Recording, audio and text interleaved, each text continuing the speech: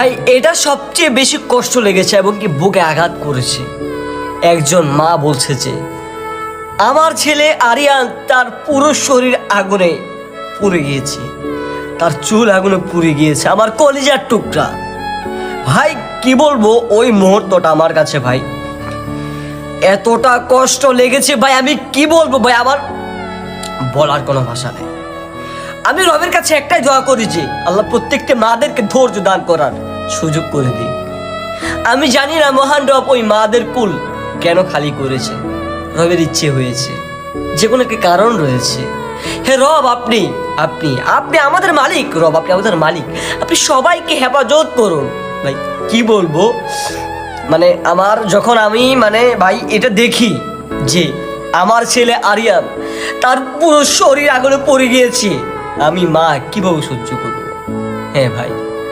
হ্যাঁ ভাই, মায়ের সামনে সন্তান এরকম ভাবে আগুনের চারখার হয়ে গিয়েছে, উড়ে গিয়েছে। ভাই কি করব, আপনি যদি ওই জায়গায় হতেন আপনার কি অবস্থা হতো ভাই, একটু ভাবুন না ভাই, সাহায্যের হাত বাড়িয়ে দিন।